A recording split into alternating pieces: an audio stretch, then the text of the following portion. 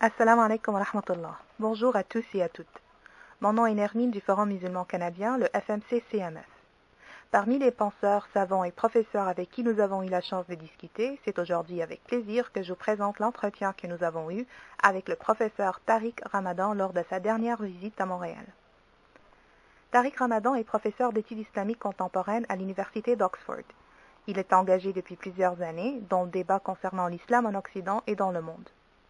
Il participe à divers groupes de travail internationaux se rapportant à l'islam, à la théologie, à l'éthique, au dialogue interreligieux et interculturel, et plus largement au développement et aux questions sociales.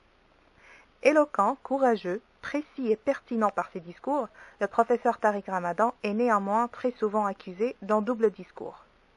On peut aimer ou détester, être en accord ou en désaccord, mais on ne peut s'empêcher de l'écouter et de lire ses ouvrages, dont parmi ses tout derniers livres on retrouve Mon intime conviction ou la version anglaise de What I Believe.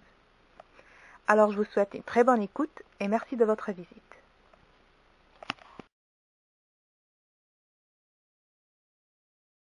J'aimerais ça qu'on parle un peu de deux points desquels vous avez souvent parlé par rapport manuel dans votre conférence, s'investir, 1, et priorité 2.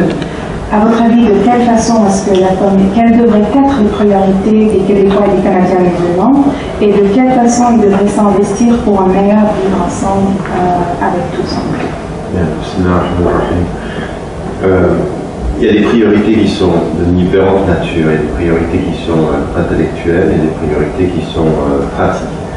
La première des priorités, c'est vraiment pour moi une priorité intellectuelle, c'est-à-dire une meilleure compréhension de l'essence de l'islam, des principes fondateurs et fondamentaux et de ce qui est lié à la relation avec le orf et le culturel et les muamalat, les affaires sociales.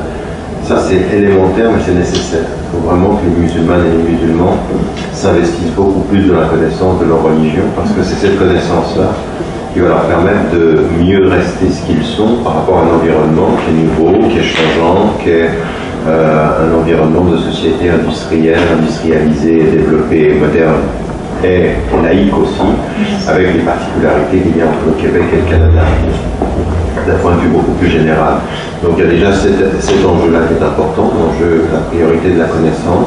J'insiste toujours dans toutes mes conférences que la connaissance en islam, ce n'est pas simplement la connaissance des règles, c'est une connaissance spirituelle, ce qui est c'est vraiment une spiritualité intelligente et un intellect spiritualisé, au sens où on comprend le sens de notre vie, de ce pourquoi on fait les choses, de ce travail sur soi, sur l'ego, de la paix intérieure.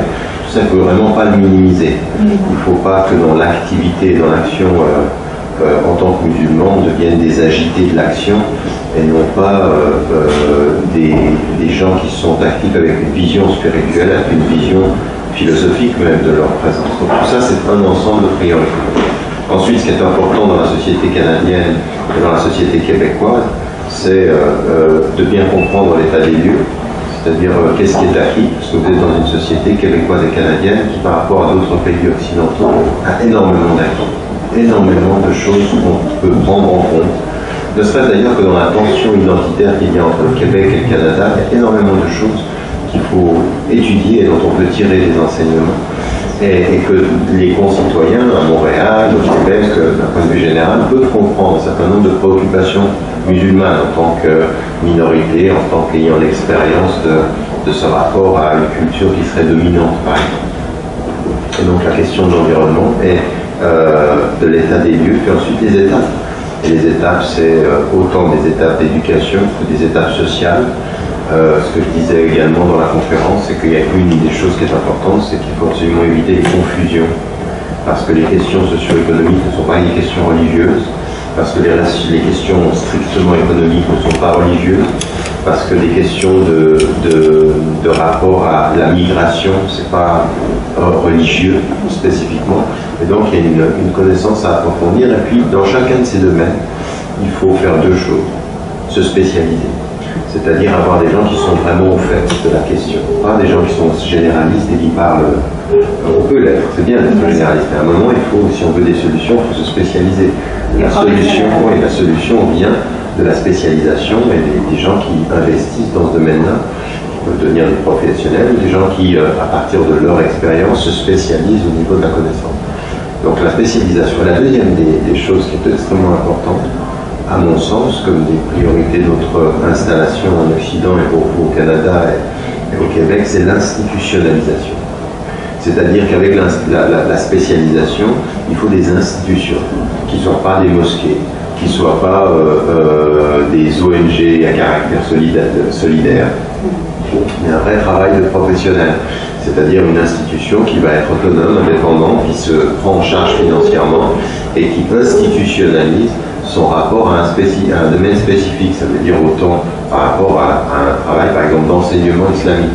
Par exemple, notre formation des imams au Québec et au Canada. Il faut qu'elle se passe ici. L'avenir, elle sera là. On va pas continuer toujours à envoyer des gens. C'est bien qu'ils puissent aller prendre là. Moi, je l'ai fait moi-même. Mais à un moment donné, il faut s'installer aussi. Voilà, exactement. L'institutionnalisation est une démarche fondatrice d'une installation assumée et d'un travail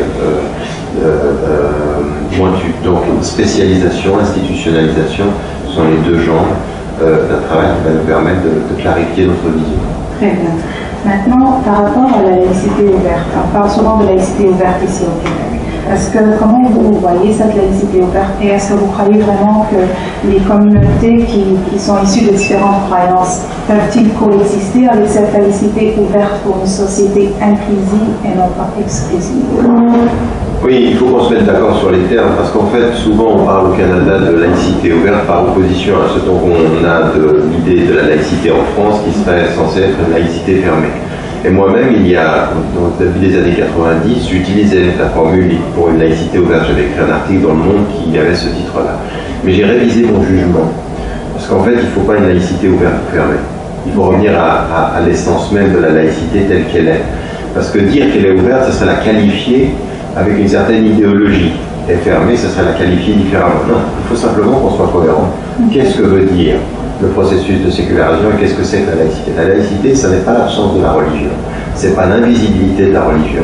Et ça n'est pas contre la religion. C'est un ordre qui se veut plus ou moins neutralisé en termes de la sphère publique, où toutes les religions peuvent coexister, où il y a deux principes qui sont fondateurs. Un, on respecte la loi commune. Deux, personne n'a le droit d'imposer à quelqu'un d'autre quelque chose qui va à l'encontre de sa conscience et de sa pratique. Donc ces deux principes, on n'a aucun problème. Ouvert, fermé, c'est la laïcité. On n'a pas besoin de la qualifier. Et au Canada, il ne faudrait pas qu'on réagisse par rapport à cela en ayant peur du modèle français. La France, elle a une histoire tout à fait particulière quant à la relation avec la religion. Bon, la fille est née de l'Église, du rapport avec l'Église et la hiérarchie catholique avec le pape, mais tout discours religieux en France est passionné. Ajoutez à cela l'expérience française avec l'Algérie, la colonisation. Ça n'est pas du tout l'expérience canadienne.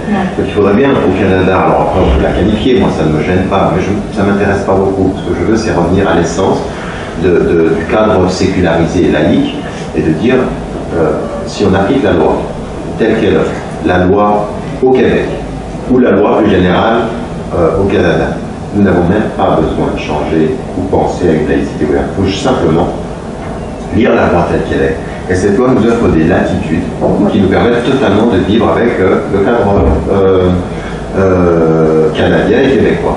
Ajoutez à cela également que vous avez dans la tradition légale islamique, dans ce qui s'appelle tout le domaine des mu'amalat, et qui vous dit des choses qui sont extrêmement importantes en termes d'ouverture, de créativité dans la dimension légale même de la conception islamique de ce qu'on appelle le plurilégalisme, c'est-à-dire la dimension plurielle de la législation. On n'a aucun problème avec ça, c'est-à-dire qu'on peut être musulman ici au Québec, peut-être même dans le plus grand Canada, ou le Canada anglo-saxon, ou même aux États-Unis, on va s'apercevoir que la flexibilité du droit musulman permet pour deux musulmans vivant à la même époque dans deux lieux différents d'avoir deux positions légales différentes parce que l'environnement a une emprise sur la production de la légalité. C'est-à-dire que la fidélité prend toujours en compte l'environnement. Il n'y a pas de fidélité qui n'évolue pas en fonction de l'environnement. Eh bien, nous, on a une flexibilité du droit. Et donc, de ce point de vue-là, dans le cadre qui est le nôtre, nous arrivons tout à fait à trouver nos marques. Nous n'avons pas besoin de lois à géométrie variable, d'ouverture ou de fermeture. Appliquer simplement la loi dans son esprit et dans sa lettre, et ça nous va tout à fait. Et donc je pense que ceux qui sont les avocats au Canada de cette laïcité ouverte, ce sont des personnes qui sont plutôt favorables à cette coexistence, qui ont envie de lui donner un coup de pouce, donc tout cela est bienvenu, mais plutôt que d'entrer dans un rapport ou de donner l'impression que parce qu'on est ouvert, on va